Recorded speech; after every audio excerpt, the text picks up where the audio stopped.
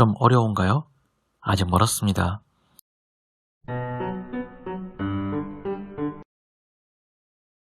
안녕하세요, 잼팍입니다. 오늘은 set 카테고리에 있는 컴포넌트들로 집합론, 즉 set theory에 대해서 공부할 건데요.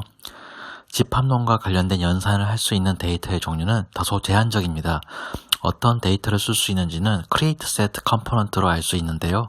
가령 plane, curve, surface, mesh, polysurface 등은 집합의 원소가 될 수 없습니다. 크리에이트 세트에 연결하면 빨간불이 들어오면서 유효하지 않은 데이터 종류라고 알려줍니다. 그렇다면 어떤 데이터로 집합 연산을 할 수 있을까요? 집합 연산을 할 수 있는 데이터들은 텍스트, 문자열, 숫자, 컴플렉스 넘버, 복소수입니다. 2개의 숫자 조합이죠. 포인트, 점은 3개의 숫자 조합, 색은 RGB 그리고 오파시티라는 불투명성까지 4개의 숫자 조합입니다. 이 데이터들은 집합의 원소로 사용될 수 있어요. 이렇게 create set 컴포넌트들의 출력값을 보시면 원소가 있고요. 그리고 그 밑에 인덱스가 있습니다. 이 인덱스 출력값이 왜 있을까요? 네. 집합론에서는 집합 연산을 하기 위해서 각 집합에서 동일한 값의 원소가 없어야 됩니다. 그래서 만약 제가 이렇게 중복된 원소를 만들면 어찌 되는지 볼까요? 이 중복된 원소들 0, 0,0, 0,0,0 같은 원소들이 크리에이트 세트에 들어가게 되면 강제로 삭제되고 모두 다른 원소들만 남습니다. 그 원소들을 가지고 인덱스를 매겨서 원래 입력값들은 어떤 인덱스로 치환될 수 있는지 알려주는 겁니다. 그러면 집합 연산을 해보겠습니다. 저는 3차원으로 나열된 점들을 만들었는데요. 다른 좌표들을 가진 두 집합을 가지고 연산을 실행할 것입니다. 그중 한 집합은 제가 3차원상에서 움직일 수 있죠. 이렇게 점 원소들은 시각적 효과를 위해서 박스 형태로 만들어 보겠습니다. 합집합은 두 집합의 모든 원소를 출력합니다. 따라서 모든 박스가 보라색으로 바뀌었죠. 물론 중복된 원소는 삭제됩니다. 교집합은 두 집합이 공유하는 원소를 출력합니다. 교집합의 결과가 비어있다면, 즉 두 집합이 공유하는 원소가 없다면 이때 두 집합의 관계를 바로 서로소라고 합니다.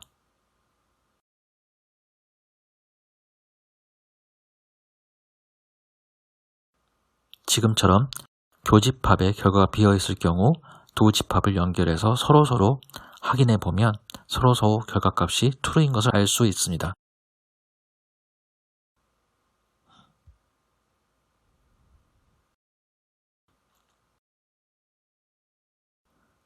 교집합에 해당하는 원소가 조금이라도 있다면 서로서는 false가 되겠죠.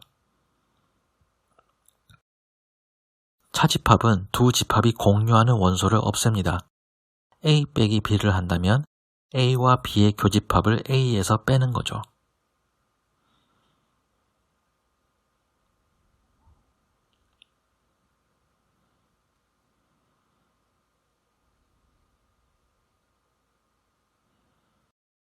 B 빼기 A를 한다면 역시나 A와 B의 교집합을 B에서 빼는 것입니다.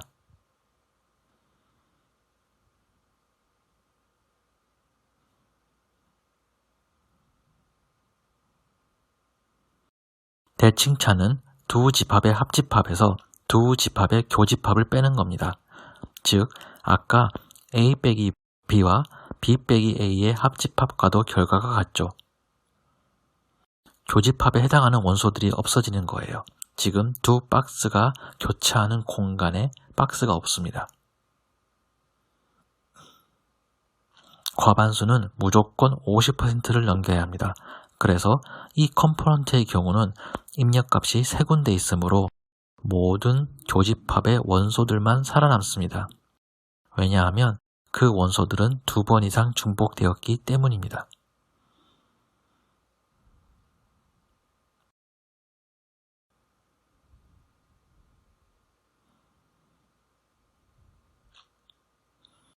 지금 보다시피 화면에는 3개의 박스 그룹으로 대변되는 점들의 집합이 있는데요. 이 각각의 박스들이 서로 교차할 때만 그 공간에 보라색이 들어오는 것을 알 수 있죠. 즉, 이 부분들이 바로 과반수를 넘은 원소들인 것입니다.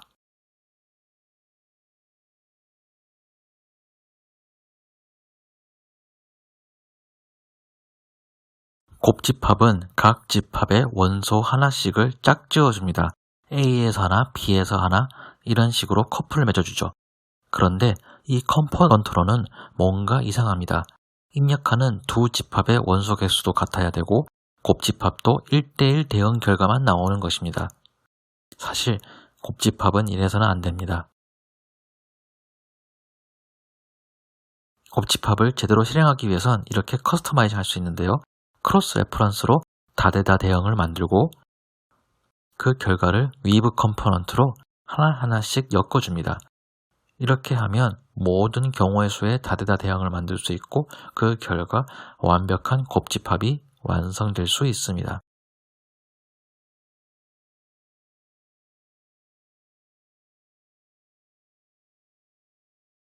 부분 집합이 성립된다는 것은 A가 B의 상위 집합이라는 것이죠. 즉 A가 B를 포함한다는 것입니다. 이렇게 부분 집합이 성립되는지 여부는 false 혹은 true의 결과값으로 알 수 있는데요. 만약 A가 B의 상위 집합이 된다면 부분 집합은 true로 될 것이고 이 경우에는 B의 여집합을 구할 수 있습니다. B의 여집합은 전체 집합에서 B를 제외한 나머지, 즉 A에서 B를 빼는 차집합과 결과가 같습니다. 자, 드디어 후반부입니다. 크리에이트 세트의 기능을 알아볼 건데요. 이 예제는 김나은님의 도움으로 만들었습니다. 엑셀에서 과일 이름을 쭉 써놨죠?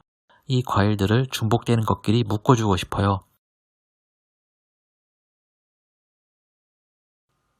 이 과일들을 크리에이트 세트에 입력하면 중복되는 원소들은 다 없어지고 대표되는 과일들만 남게 되죠.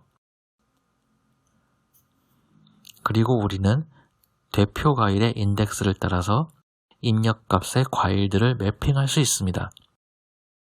그런데 이 기능은 쓰지 않을 겁니다. 여기서 members index라는 컴포넌트를 불러올 건데요. 이 members index 컴포넌트에 원래 리스트를 넣고 여기에 찾고 싶은 멤버 인풋에는 대표 과일 값들을 넣습니다. 그 결과 우리는 각각의 대표 과일별로 묶어진 인덱스 리스트를 얻을 수 있는데요.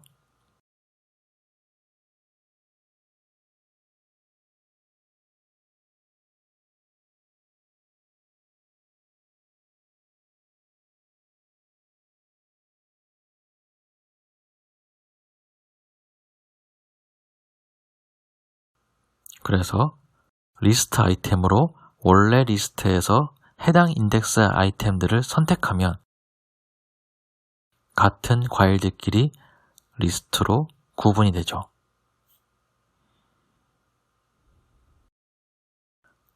다른 방법도 있습니다. 스택 데이터를 사용하는 건데요.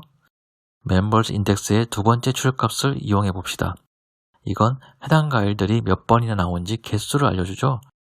그래서 스택 데이터로 각 과일들을 개수만큼 쌓아보면 이렇게 한 리스트에 같은 과일들끼리 정렬된 것을 볼 수 있어요.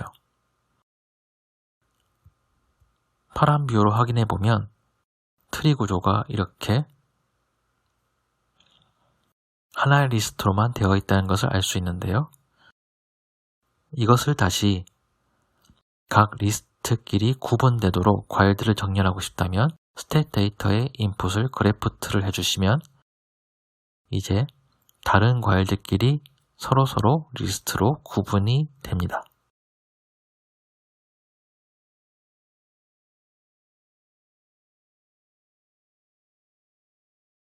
좀 어려운가요? 아직 멀었습니다. 이제 처음부터 4개의 과일 리스트가 있죠. 각 리스트에 들어있는 과일들을 역시 같은 것끼리 묶어서 원래 있던 리스트의 하위 리스트로 구분해 볼 거예요. 각 과일 리스트를 그래서퍼로 옮겨왔습니다. 이 각각의 패널들을 인터와인 컴포넌트로 묶어줍니다.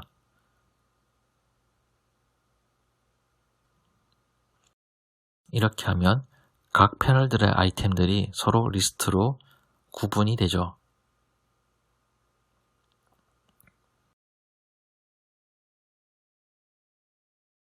이제 아까 했던 연산들을 반복해 볼게요.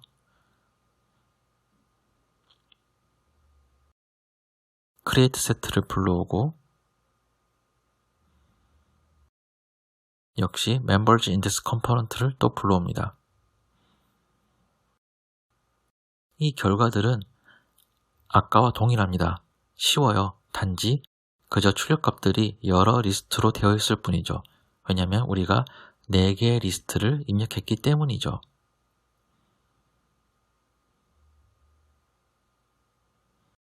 멤버즈 인덱스의 대표 과일들을 찾아달라고 하면 당연히 대표 과일의 인덱스는 하위 리스트로 만들어질 것입니다.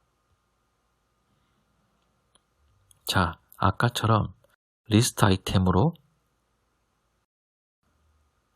하위 리스트를 만드는 것이 쉽게 될까요? 리스트 아이템을 불러와서 원 리스트를 넣고 인덱스에 멤버즈 인덱스의 출력값을 그대로 넣을 수는 없습니다. 왜냐하면 두 데이터 간의 패스 위계가 다르기 때문입니다. 그래서 패스 매퍼 컴포넌트를 불러와서 멤버즈 인덱스 출력값 i의 패스 뒷주소를 트림, 잘라줍니다. 이렇게 하면 과일들이 정리가 되는데요. 여전히 각 과일들은 한 리스트에서 같은 것끼리 붙어서 쭉 나열되어 있어요. 즉, 하위 리스트로 구분이 안 되어 있다는 거죠. 그래서 하위 리스트로 구분하기 위해서 파티션 리스트 컴포넌트를 불러옵니다. 이 파티션 리스트로 다른 과일들 사이에 칸막이를 쳐줄 겁니다. 칸막이 패턴은 중복되는 과일 개수와 같죠. 이제 이렇게 해서 각 바구니에 있던 과일들을 다시 또 비닐봉지에 넣어서 각 바구니에다가 구분해 줬습니다. 데이터 트리 구조를 한번 볼까요?